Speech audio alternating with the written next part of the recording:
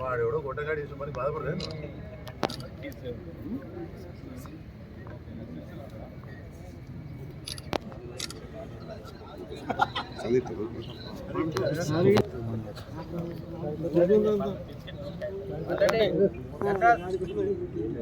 తెలంగాణ తెలంగాణ కేసీఆర్ గారి నాయకత్వం, కేటీఆర్ గారి నాయకత్వం.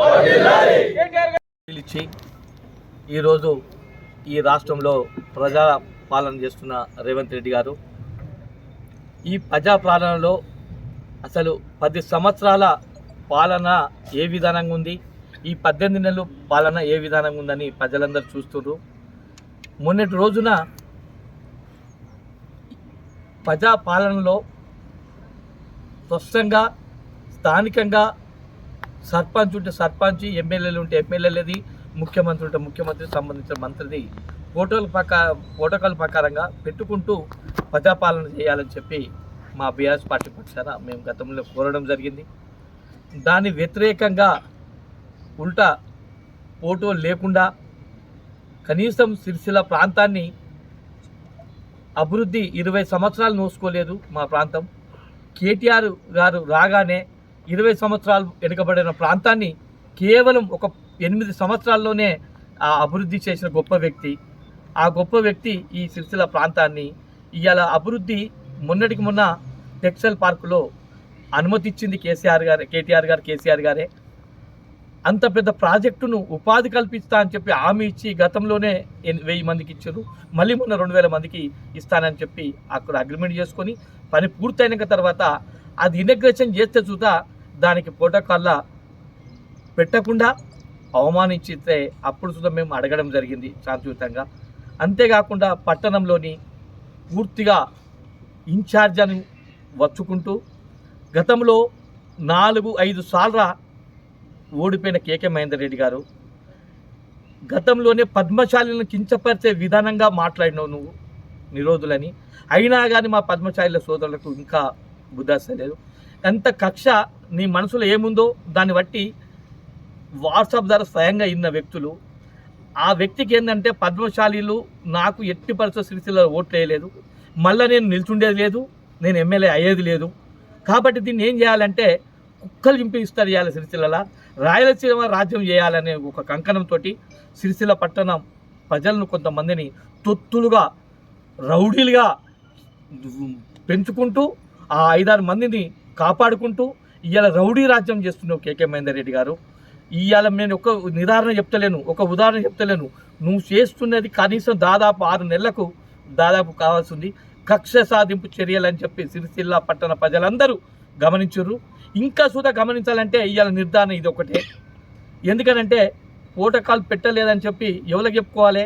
కలెక్టర్కి చెప్పుకోవాలి. వాస్తవానికి పార్టీ పెద్దలు కానీ అది కానీ ఇలా కలెక్టర్ అనే వ్యక్తే ఆ ప్రోటోకాల్ పట్టించుకోకపోతే ఏది దౌర్జన్యం అవుతుంది, లొల్లులు అవుతాయి. మేము అటువంటి సిద్ధాంతాలు మా దగ్గర లేవు. మా బీఆర్ఎస్ పార్టీ ఉద్యోగ పార్టీ పద్ధతిగా ఉంటాము. కనీసం ఈ ప్రోటోకాల్ పాటించండి అని చెప్పి ఎవరికి చెప్పుకుంటున్నాం అంటే లా అండ్ ఆర్డర్ ప్రాబ్లం చేస్తారు కాబట్టి వాళ్ళకి ఇబ్బంది అవుతుంది. కాబట్టి ఎస్పీ గారికి నిన్న మా మిత్రులు లెటర్ ఇవ్వడం జరిగింది. అయినా కానీ అంత స్వచ్ఛందంగా లెటర్ ఇచ్చి మేము శాంతియుతంగా పోతుంటే నిన్నటి రోజున ఒక గుండాలు ఇలా ఇన్ఛార్జ్గా వ్యవహరిస్తున్న తొత్తుగా మారుతున్న గుండాలు వాళ్ళు ప్రెస్ మీట్ పెట్టి మేము గవర్నమెంట్ శాత కాదు, మాకు శాతనవుతుంది, మేము మొగోళ్ళమని ఫోటో తయారు చేసుకొని మేము రేపు పెడతాం చూడు అని చెప్పి మీడియా ద్వారా హెచ్చరించడం జరిగింది. మరి ఇది పోలీసు యంత్రాంగానికి తెలుసా తెలియదా? మరి మీడియాకు తెలిసినప్పుడు ఇంటెలిజెన్స్ రిపోర్ట్ ఉంది. ఖచ్చితంగా దాదాపు 9:30 నుంచి 200 మంది జమ అయ్యేదాకా పోలీసులు అక్కడనే ఉన్నారు. 200 మంది జమ అయినప్పుడు కనీసం ఇది దౌర్జన్యం జరుగుతుంది, మరి క్యాంపస్ మీద ముట్టడైతే ఇబ్బంది అవుతుంది, లాడర్ ప్రాబ్లం అవుతుంది అని చెప్పే ఆలోచన పోలీసులకు ఉందా లేకపోతే కావాలని చేపించిందా అనేది మాకు పూర్తి స్థాయిలో అర్థమైపోతుంది. అయినా కానీ సిఐ గారు స్వయంగా మేము మాట్లాడడం జరిగింది. సిఐ గారు మరి ఇది దమవుతుండ్రు, వ్యవస్థ దెబ్బతింటుంది, లాడర్ ప్రాబ్లం అవుతుంది అంటే ఒకటే చెప్పిండు సిఐ గారు, మేము క్యాంప్ ఆఫీస్కు వాళ్ళని రానియము, మీరు ఇక్కడికి వెళ్ళి ఉండద్దు, మీరు వెళ్ళిపోవాలి అని ఒక్క మనిషి చూత లేకుండా ఇవాళ ఈ క్యాంప్ ఆఫీస్ దగ్గర చేయడం జరిగింది. మరి అంతమందిని జమయదాకు ఉంచి వాళ్ళను మన మంగళారతులు బట్టి తోలుకొని వచ్చినట్టు అది వీడియో చూడండి, అక్కడ సీసీ కెమెరాలు ఉన్నాయి, అవన్నీ చూడండి. తీసుకొచ్చి క్యాంప్ ఆఫీసు ముందుకు వస్తుందని తెలితే ఇది ఎంతవరకు కరెక్ట్ అని చెప్పి మేము అడిగేందుకు లెఫ్ట్ దిక్కు పోతుంటే, తంగనపల్లి దిక్కు పోతుంటే ఆ కారుకు అడ్డం కాంగ్రెస్ వాళ్ళు వస్తే లెఫ్ట్కు నేను పాఠకులకు మలుపమని చెప్పి ఆడ బ్రేక్ వేయడం జరిగింది. దిగుడు చోతే గుండాలుగా వాళ్ళు వ్యవహరించి అద్దాలు వలగొట్టి నేను దిగుడుతోటే నన్ను పోలీసు వాళ్ళు ఇటు లాఠీ చార్జీలు వాళ్ళు గుండాలుగా ప్రవర్తించి మా కార్యకర్తలు కొట్టడం జరిగింది. ఈ పూర్తి స్థాయిలో ఈ పాలన కాదు, రౌడీ పాలన దాన్ని చెప్పి పూర్తిగా నిర్ధారణమైంది ఈరోజు. దీనికి పైనుంచి మా జిల్లా అధ్యక్షుడు కావచ్చు, ముఖ్య నాయకులు కావచ్చు, ఖచ్చితంగా దీనిపైన సిఎస్ గారి దృష్టికి తీసుకుపోతాం, ముఖ్యమంత్రి దృష్టికి తీసుకుపోవాలి. ఖచ్చితంగా ఈ రౌడీ పాలన ఇంకా అసలు అర్థమైతే లేదో ముఖ్యమంత్రి గారు తెలవాలి. ఈ రౌడీ పాలన ఈ వ్యక్తే ఇన్ని రోజులన్నా కనీసం కొన్ని డివైట్ వచ్చిన ఓట్లు కానీ సిరిసిల్ల పట్టణంలో నీ గుణము నీ తెలివి అంతా అర్థమైపోయింది. డివైడ్ సుధా కాదు, కనీసం నువ్వు తిరుగుతుంటే సుధా నీ ఎంబడి ఎవరు లేని పరిస్థితి అవుతుంది. ఎందుకంటే నీ కుటిలమైన నీచ బుద్ధి దీన్ని బట్టి కనిపిస్తుంది. ఈ ప్రజల పాలన కాదు అని చెప్పి నేను నిర్ధారణగా చేసుకుంటూ, దీనికి తోడు జిల్లా అధికారి సుధా వర్తాజు వలుకుంటూ ఇలా మా పార్టీ నాయకుల పైన కావచ్చు, కార్యకర్తల పైన కావచ్చు పూర్తిగా రౌడీ రాజ్యం లెక్క చేస్తుండ్రు. ఇది రౌడీ రాజ్యం అని చెప్పి నేను ఈ సందర్భంగా హెచ్చరిస్తున్నాను. భారత రాష్ట్ర సమితి పార్టీ నాయకులు, మా కుటుంబ సభ్యులందరికీ, మీడియా మిత్రులందరికీ కూడా పేరు పేరున నమస్కారం. ఇంతకుముందే మీడియాకు మిత్రుడు మా పట్టణ పార్టీ అధ్యక్షుడు చక్రపాణి గారు, అట్లాగే ఈరోజు క్యాంప్ ఆఫీస్ వద్ద జరిగిన కాంగ్రెస్ నాయకులు, కాంగ్రెస్ కార్యకర్తల జరిగిన దాడిలో పోలీసులు పక్షపాత వైఖరితో బీఆర్ఎస్ నాయకులను టార్గెట్ చేసి, మా కార్యకర్తలను టార్గెట్ చేసి విచక్షణ రహితంగా కొట్టడం జరిగింది. ఇలా రాష్ట్రంలో ప్రజాపాలన పేరుతో ప్రజలను వంచి అధికారంలోకి వచ్చిన రేవంత్ రెడ్డి ఒక దుర్మార్గ పాలన కొనసాగిస్తూ, రేవంత్ రెడ్డి ఆయన కుటుంబం హైదరాబాద్ మీద పడి బందిపోటు దొంగల్లా ఒక డెకాయిట్స్ వల్లే దారి దోపిడీ దొంగల వల్లే దోచుకుంటూ ఉన్నారు. అట్లాగే ఈ రాష్ట్రాన్ని ఇచ్చిన హామీలు నిలబెట్టుకోలేక, రాష్ట్రంలో ప్రజల మధ్యన తిరగలేక డైవర్షన్ పాలిటిక్స్ చేస్తూ ఉన్నారు. అంటే ప్రజల ఆలోచనను పక్కదారి పట్టిస్తూ ఉన్నారు. ముఖ్యంగా ఈ రాష్ట్రాన్ని సాధించిన వ్యక్తి కేసీఆర్ గారు తన ప్రాణాలు అడ్డుపెట్టి రాష్ట్రాన్ని సాధించి, ఇలా సాధించిన రాష్ట్రాన్ని దేశంలోనే ఒక సర్వతోముఖాభివృద్ధి చెందిన రాష్ట్రంగా తీర్చిదిద్దిన నేత కేసీఆర్ గారు. వారి కట్టిన కాళేశ్వరం ప్రాజెక్టు ద్వారా ఇలా రాష్ట్రం సస్యశ్యామలం అవుతుంటే చూడలేక ఏదో చిన్న జరిగిన కుంగిన దాన్ని అడ్డం పెట్టుకొని ప్రతినిత్యం కేసీఆర్ను దూషిస్తూ, బీఆర్ఎస్ పార్టీ నాయకులను, అభివృద్ధి చేసిన నాయకులను దూషిస్తూ ఇలా పబ్బం గడుపుతూ ఉన్నారు. ఇవన్నీ కూడా ప్రజలకు ఇచ్చిన హామీలు నెరవేర్చాలని ఆలోచన లేదు.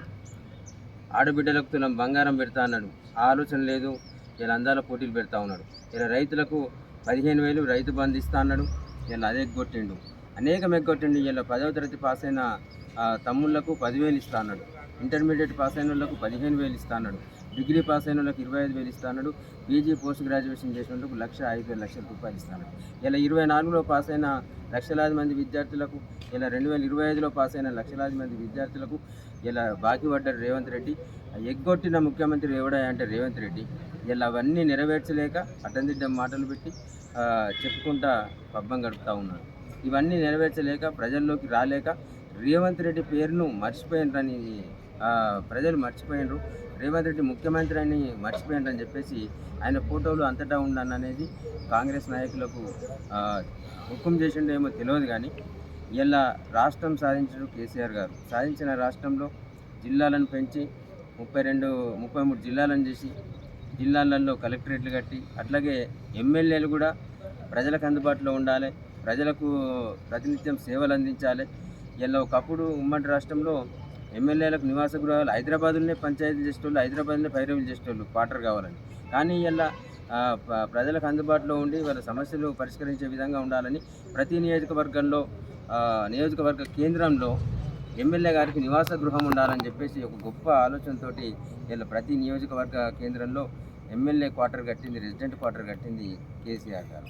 ఇలా సిరిసిల్ల జిల్లా సర్వతోముఖాభివృద్ధికి ఎన్నడూ చూడని అభివృద్ధి, ఏళ్ల నాటి వెనుకబాటుతనాన్ని పారద్రోలి ఇలా ఒక 20-25 ఏళ్ళకు 30 ఏళ్ళకి సరిపోయే అభివృద్ధి ఫలాలను ఇలా సిరిసిల్ల నియోజకవర్గం సిరిసిల్ల జిల్లా ప్రజలకు అందించిన గొప్ప నాయకుడు కేటీ రామారావు గారు. ప్రజల మద్దతుతో, ప్రజల ఆశీర్వాదంతో, ప్రజల మనసులను గెలుచుకున్న నేత కేటీఆర్ గారు, కేసీఆర్ గారు. కానీ ఇదే నియోజకవర్గంలో ఒక నామకత నేత కనీసం ఒక్కసారి కూడా పదే ప్రజల చేతుల్లో ఓడిపోతున్న మీడియా మిత్రులకు కూడా ఊకే ఆగని మాట అంటున్నాను మీకు అనిపించవచ్చు. కానీ నిజంగా కూడా చాలా కాన్స్టిట్యున్సీలలో ఒకసారి ఓడిపోతారు, ఒకసారి గెలుస్తారు. ఆ ఎమ్మెల్యే కావచ్చు, ఎంపీ కావచ్చు, లేకపోతే ఎమ్మెల్సీ కావచ్చు. కానీ పోటీ చేసిన ప్రతిసారి గత 20 సంవత్సరాలుగా ఓడిపోతున్నా కానీ, ప్రజల చేతుల్లో తిరస్కరింపబడుతున్నా కానీ, ప్రజల చేతుల్లో అదేంది వారికి అపజయం కలుగుతున్నప్పటికీ కూడా ప్రజలు ముఖం మీదే ఉమ్మేసి నువ్వు పనికిరావు, ప్రజాప్రతినిధిగా పనికిరావని ఓడగొట్టినా కానీ ప్రజల ముందు పట్టుకొని ఏదో పార్టీ అధికారంలోకి వచ్చిందని చెప్పేసి లేనిపోని అధికారాన్ని చెలాయిస్తూ ఇలా నిజంగా కూడా ప్రజల మనసులతోని ప్రజల మనసు గెలుచుకున్న వ్యక్తి, ప్రజల ఓట్లతో గెలిచిన వ్యక్తి, చట్టబద్ధంగా రాజ్యాంగబద్ధంగా సంక్రమించాల్సిన హక్కులను, వారు నెరవేర్చాల్సిన కార్యాలను ప్రభుత్వ పరంగా చేయాల్సిన వ్యక్తి కేటీ రామారావు గారు. ఇలా జిల్లా కలెక్టర్ ఒక పక్షపాత బుద్ధితో ఆయన ఐఏఎస్ననే మర్చిపోయి ఒక కాంగ్రెస్ కార్యకర్త కంటే తక్కువ స్థాయిలో ఊహించుకుంటూ ఇలా కాంగ్రెస్ నాయకులు తానా అంటే కలెక్టర్ తందానా అంటా ఉన్నాడు. ఇటువంటి కలెక్టర్ భారతదేశంలోనే ఉండకపోవచ్చు. ఇంత తక్కువ స్థాయి బుద్ధి, ఇంత తక్కువ స్థాయి ఆలోచన గల కలెక్టర్ ఉండకపోవచ్చు. ఇదంతా కూడా ప్రోటోకాల్తోని సరిగ్గా మీరు మెయింటైన్ చేస్తలేరు. కేటీ రామారావు గారు ప్రజాహిత కార్యక్రమాల్లో ఆహ్వానిస్తలేరని చెప్పేసి మా బీఆర్ఎస్ పార్టీ నాయకులు తీవ్రంగా ఆరోపించేసి పాత్రికేయ సమావేశం ఏర్పాటు చేసి ఖండించడం జరిగింది. తదనుగుణంగా ఎప్పుడైతే ప్రజలు తమన ఇట్లాంటివన్నీ గమనించి ఎక్కడ మమ్మల్ని ఇబ్బంది పెడతారని చెప్పేసి కాంగ్రెస్ నాయకులు ఈ రేవంత్ రెడ్డి ఫోటో విషయం ఒకటి తీసుకొచ్చారు. ఇది ఎమ్మెల్యే నివాస గృహం ప్రభుత్వమే నిర్మించినప్పటికీ ఆనాడు కేసీఆర్ గారే ఆలోచన చేసి నిర్మాణం చేసిండ్రు అన్ని నియోజకవర్గ కేంద్రాలలో. రెసిడెంట్ క్వార్టర్ ఇది, కానీ నీకు ఉండాలని ఏం లేదు.